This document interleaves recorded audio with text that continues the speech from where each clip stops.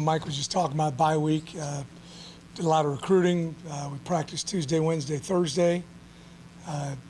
Gave the kids the weekend off, coaches Saturday off, and then came back, started working on Tulsa. We worked on them last week some, and really broke down ourselves, which I thought was good for us to do. And then this is our second practice of the week. We went, back to our normal schedule, Sunday off. Monday we do a little bit less lift. Tuesday, Wednesday are uppers, a little bit more physical practice, cut back on Thursday, cut way back on Friday. So excited to be back after. Anybody have any questions? Will you watch the show tonight, Coach? I watch the show. Yeah, the show. I thought maybe you were talking about Yellowstone. Has it started back up again? I don't think I'll watch it, but I'm sure there'll be people I know that'll be watching it. We'll be up here working. I don't have a TV up here, so I can't watch anything live. Coach, the second half against Memphis, specifically for the defense, just was uncharacteristic for that side of the ball this season. How much of the focus this week in practice has been finishing the second half and going scoreless in the third quarter? Well, it's really both sides of the ball, and we didn't, stay after it offensively and defensively. There were some big plays that we had, and we're so close. There was about 4 or 5 third down conversions that hurt us in the second half of that game, and it's hopefully something we learn from. You got to come out and start fast, just like we started the game fast, and we definitely didn't do that.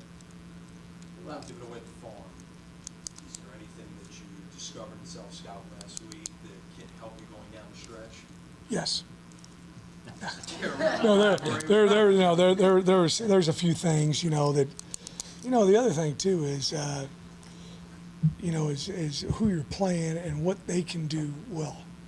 That's with offensive linemen, tight ends, wide receivers, the running backs, and we try to get as intricate as we can with what we're looking at. We do a snap chart every practice of, plays and where the ball arrives to the quarterback and all those different kind of things. So there's a lot of things you can learn about yourself when you self-scout, and we do that defensively.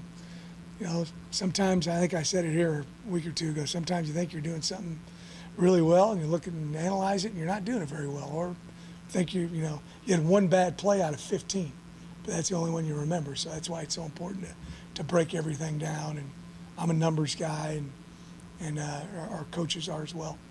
The last time you went to Tulsa, the defense was really struggling to get off the field with third and longs, giving up big plays. That's totally turned around. How different you feel like your team is? Well, I think Coach Hampton and the defensive staff are doing an excellent job of third down calls. It starts with the call, and then it's the execution. And I think they're doing an excellent job on that. And that's third down, fourth down stops are huge. Third down, fourth down conversions are huge, and that's why everybody, you don't ever hear about second down conversion rates. So they've done an excellent job of it. They really have. So what was a more difficult loss, Coach? The one against Tulsa 2 years ago, or the one on the 1 foot line against SMU? Oh, they're all tough. Unfortunately, you remember those.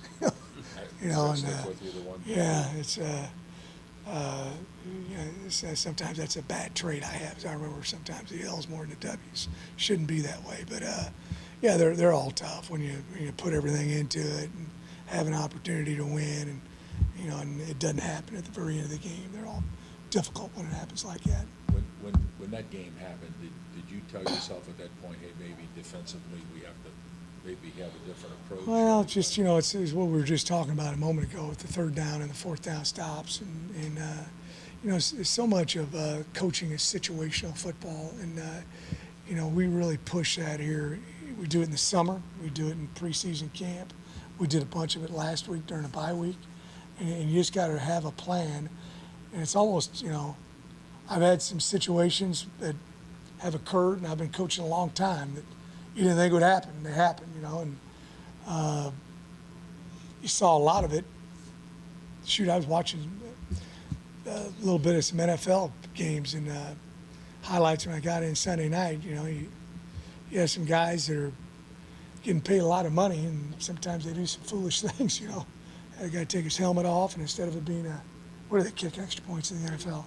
33. 33-yard 40. kicks. Well, then turns into a 48-yard kick. You know, and the percentage of making it from 48 compared to 33 is, imagine it's 30% less. I don't know what it is. But, you know, you just got to work on all those situations and talk to your guys about things like that and keeping their composure over and over and over again. Is that the thing that I don't want to say worry, but concerns you the most when you go into November and you know you have to really be on point to win these games late in the season? Well, they're all tough. You know, it's everybody's getting coached well. They've all got good players. It's you know, yeah, you're right. You got to be on point all the time, and you don't know which plays are going to be the big plays. That's why you got to play every one of them hard. Coach, I asked Mike where he ranks Tajay and all the running backs he's played with. I guess my question to you is, while you might not be thinking about one or two spots up or down in the rankings, when it comes to Tajay Spears as a running back, rankings-wise, right, a lot of times you see guys, even outside of the top 25, getting national awards and things like that. Where do you kind of rank his success thus far this season among all running backs? I think he's done an excellent job. He's a complete back. I know I've said that a bunch of times, but he is a tremendous blocker. And mostly, you know, we talk about running backs, that's usually the last thing people talk about. They talk about carrying the ball, right? But he's a tremendous blocker, whether it's a linebacker or a defensive end or out on the perimeter with a safety. And, you know, he takes great pride in being a tremendous pass pro guy. You know, we work on that a bunch, and he takes great pride in it. And he's an excellent receiver. You know, he got super hands, runs precise routes. You know, those routes change based on coverage. And then he obviously is a good interior runner. He does a great job out on the perimeter. Unbelievable ball security. You know, tremendous job on that. And then the other thing, I think he's gone, 100-some plays without a missed assignment. You know, so he's really smart. He's a 3.5 student. He's a sharp dude. He doesn't want you to know that, but he's a really good student. You know. Coach, you mentioned that you were recruiting during the bye week. Can you just talk us through what you were seeing from some of your potential targets? Or? Well, I can't mention names, but yeah, I went all over the city, saw a bunch of games. I had the opportunity to see a game here on Friday night, which was neat. They weren't selling the $3 beers though. So I didn't get a chance to have that, but it was neat. It was good. Went to a whole lot of different. Saw a really good game with the kid who's committed for us on Thursday night, and then you know I saw we practiced on Tuesday. I went out 2 or 3 high schools in the afternoon.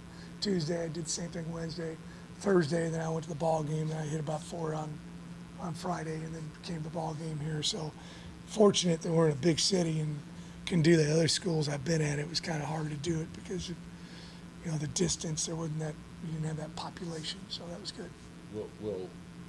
Would a season like this help you think,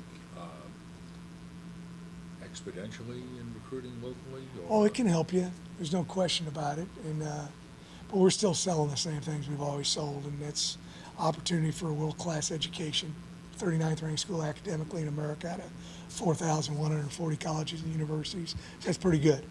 All right, and then number 2, it's you know, the opportunity to play big-time football, and you can do it right here at home. And then last but not least, you can do it all in NOLA. You know, so we sell the city big time as well, and you know, we want to make sure they understand the whole package, you know, that we have to offer. You got that down pat. I've said it a couple times. A lot of players have talked about going 1-0 every week. How important is that perspective in this program? I think it's really important, and that's what we're emphasizing. And you know, we've got talent. There's no doubt about it. But we're not going to roll the ball out there and whip people. It's just not going to happen. Everybody's got talent. Everybody's well coached. We got to be on top of our game. We got to prepare during the week, and that'll help us go 1-0. Everybody good? Thank you all. Appreciate it.